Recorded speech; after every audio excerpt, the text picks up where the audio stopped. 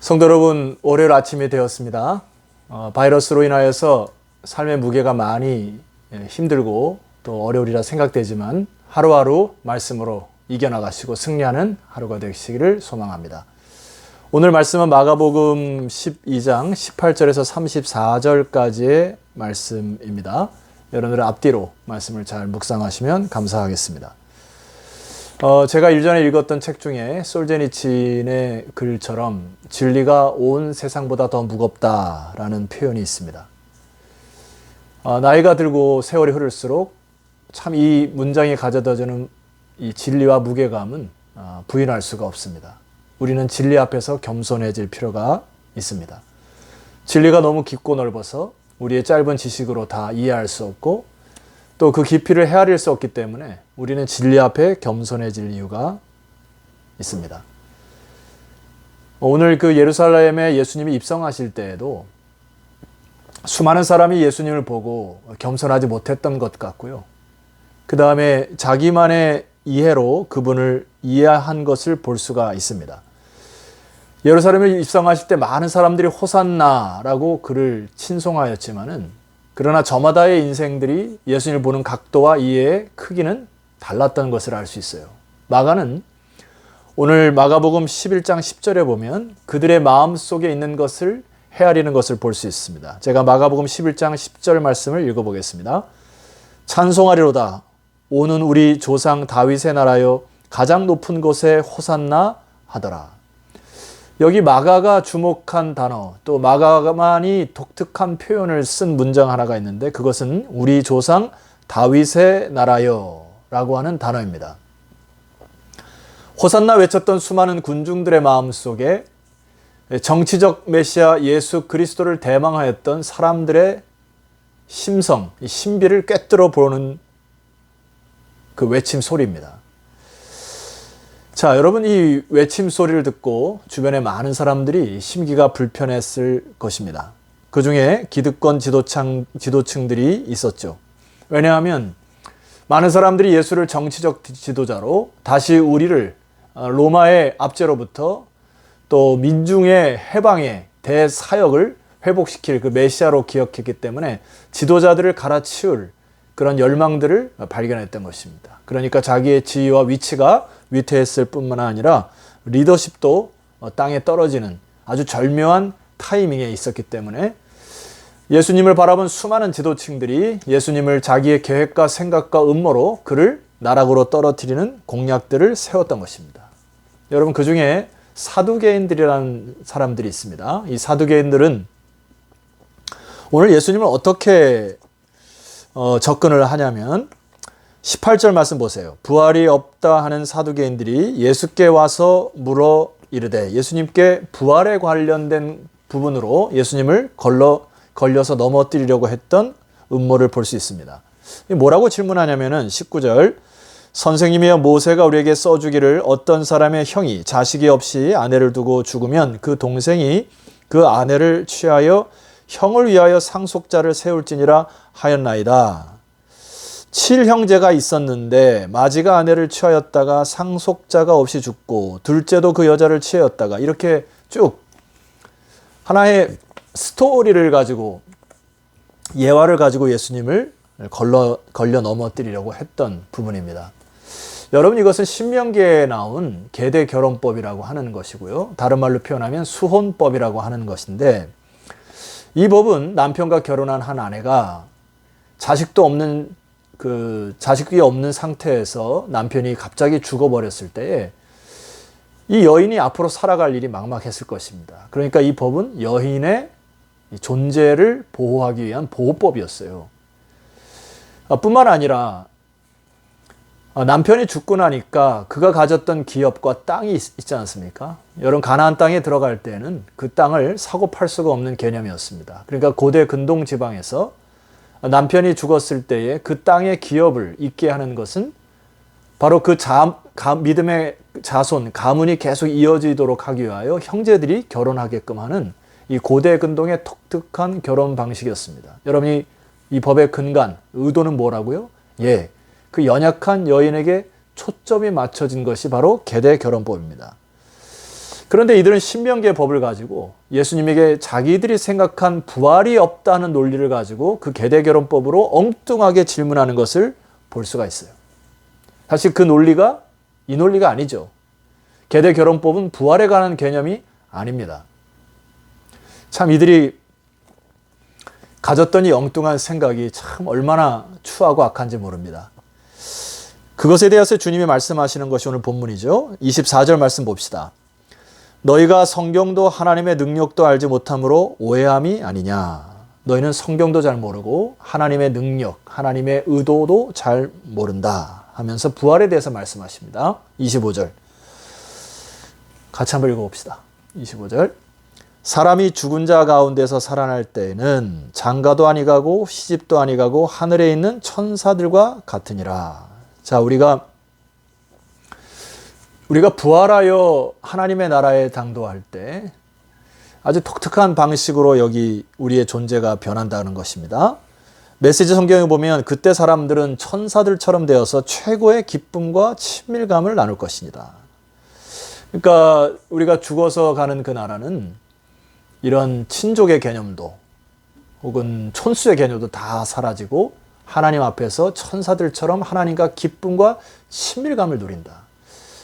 자, 어떤 나라가 될지 우리가 상상하지 못하겠습니다만은 참 기대가 되는 나라입니다. 마음이 좀 흐뭇해지죠. 하나님과 가까이 기쁨을 누린다는 그 나라. 자, 두 번째 26절과 27절의 말씀에 보면은 그 유명한 말씀을 하시죠. 26절 제가 읽어드리도록 하겠습니다. 죽은 자가 살아난다는 것을 말할진대 너희가 모세의 책 중 가시나무 떨기에 관한 글에 하나님께서 모세에게 이르시되 나는 아브라함의 하나님이요 이삭의 하나님이요 야곱의 하나님이로라 하신 말씀을 읽어보지 못하였느냐. 그 다음 말씀 기억하십니까? 하나님은 죽은 자의 하나님이 아니요 산 자의 하나님이시니라. 너희가 이 하나님을 크게 오해하였도다. 예수님이 말씀하는 것은 무엇이죠? 하나님은 죽은 자들만의 하나님이 아니라는 겁니다. 그러니까 예수님께서 이 모세의 말씀을 들어 사용하셨던 아브라함, 이삭, 야곱의 하나님은 현재형으로 쓰여 있습니다. 그러니까 주님께서 말씀하시는 것은 그들은 죽었으나 여전히 지금도 살아있고 하나님의 통치와 권세 아래 놓여 있어서 죽음으로 끝난 것이 아니라 또 다른 세계 속에서 하나님 나라랑 살아가는, 즉 예전에도 살았고 지금도 육신은 죽었지만 부활을 통하여 하나님과 살아있는 영원한 존재임을 기억하라는 것입니다. 그리하므로 이 말씀은 아브라함의 하나님이 이삭의 하나님이 되었고 이삭의 하나님이 저와 여러분이 되어 지금 현재도 우리와 함께 하시고 우리가 잠시 육신을 떠나 죽을 때는 잠을 자다 일어나서 또 부활로 하나님을 맞는 바로 산자의 하나님임을 기억하라는 말씀입니다. 성도 여러분, 자신의 지식으로 알고 있는 신명기법을 크게 오해하고 그래서 그것을 하나님도 오해하고 하나님의 말씀도 오해하고 하나님의 능력도 오해한 사두개인과 달리 이 마가는 또 다른 한 사람을 등장시킵니다. 그것이 28절 말씀에 서기관 중 한 사람이 예수님에게 다가옵니다. 한번 봅시다. 서기관 중 한 사람이 그들이 변론하는 것을 듣고 예수께서 잘 대답하신 줄을 알고 나와 묻되 모든 계명 중에 첫째가 무엇입니까? 하고 주님 앞에 질문을 하러 나옵니다. 여러분 이 말씀의 대답을 너무 잘 아시죠? 우리가 잘 아는 말씀입니다. 마음을 다하고 뜻을 다하고 힘을 다하여 주 너의 하나님을 사랑하고 내 이웃을 내 자신과 같이 사랑하는 것이 이게 온 율법과 선지자의 강령이니라 하고 율법을 꽉 요약해서 주님께서 두 가지로 말씀하십니다. 자, 이 말씀을 들은 서기관의 대답은 앞에 말한 사두개인의 반응과 대답과 아주 다릅니다. 자, 이 부분을 마가가 강조하는 것 같습니다. 32절, 33절 서기관이 대답을 하고 34절 선생님이여 옳소이다. 하나님은 한 분이시요 그 외에 다른 이가 없다 하신 말씀이 참이니이다. 또 마음을 다하고 지혜를 다하고 힘을 다하여 하나님을 사랑하는 것과 또 이웃을 자기 자신과 같이 사랑하는 것이 자, 그 뒤에 말씀은 추가되는 말씀이에요. 이 선지자 중에 한 사람이 이해한 말씀, 전체로 드리는 모든 번제물과 기타 제물보다 나으니이다 하고 이사야와 사무엘 하에 쓰여진 말씀을 기억하여 예수님이 말씀하신 것들을 중심으로 받아 겸손함으로 받아 그 말씀을 자기로 다시 재해석하는 그런 태도를 주님께서 칭찬하십니다. 34절 예수께서 그가 지혜 있게 대답한 보시고 이르시되 내가 하나님의 나라에서 멀지 않도다 하시니 그 후에 감히 묻는 자가 없도다. 아직까지 여전히 하나님의 나라, 온전한 하나님의 나라를 잘 알지 못하는 이 서기관 중에 한 사람이지만 너의 그 태도가 결국 진리의 말씀에 다 다를 것임을 축복하는 그의 말씀에 대한 태도와 자세를 칭찬하는 예수 그리스도를 볼 수 있습니다. 성도 여러분, 결론적으로 오늘날 우리 이 시대에 하나님 앞에서 회복해야 될 것이 있습니다. 바로 이 선지자 중에 서기관 중에 한 사람 올소이다. 주님의 말씀을 듣고 묵상하여 자기의 것으로 해석하는 거, 받아들이는 거. 히브리서 4장 1절과 2절에 보면 이런 표현이 있습니다. 그러므로 우리가 두려워할지니 그의 안식에 들어갈 약속이 남아 있을지라도 너희 중에는 혹 이르지 못할 자가 있을까 함이라 그들과 같이 우리도 복음 전함을 받은 자이나 들은 바 그 말씀이 그들에게 유익하지 못한 것은 듣는 자가 믿음과 결부시키지 아니함이라. 혹 너희 중에 안식에 들어가지 못할 자, 하나님의 나라가 들어가지 못할 자 중에 어떤 부류는 듣는 자가 믿음과 결부시키지 않기 때문에 그렇다는 것입니다.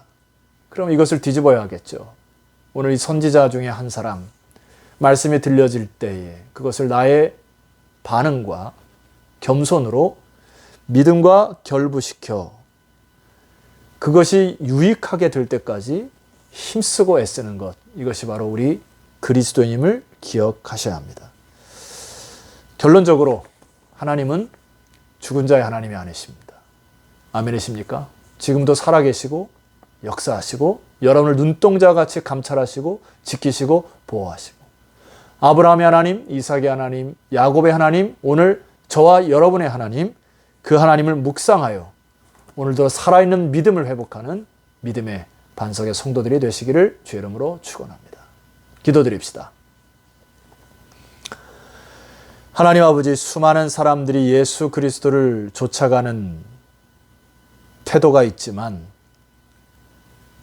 그러나 하나님, 듣는 말씀을 나의 믿음과 결부시키는 반석의 성도들이 되게 하여 주시옵소서. 올소이다. 주님 말씀이 참 진리입니다. 나의 생각을 뛰어넘고 나의 한계를 뛰어넘어 하나님의 진리를 맛보고 그 진리 속에 참된 자유를 누리는 우리 반석의 성도들이 다 되게 하옵소서. 죽은 자의 하나님이 아니라 산 자의 하나님을 고백하고 오늘 하루 주와 동행하는 하루가 되게 하옵소서. 예수 그리스도 이름으로 기도드렸사옵나이다. 아멘. 오늘 하루도 말씀과 함께 힘차게 시작하시고 산 자의 하나님을 묵상하시고 붙드시고 또 내일 아침 다시 기쁨으로 뵙도록 하겠습니다. 샬롬.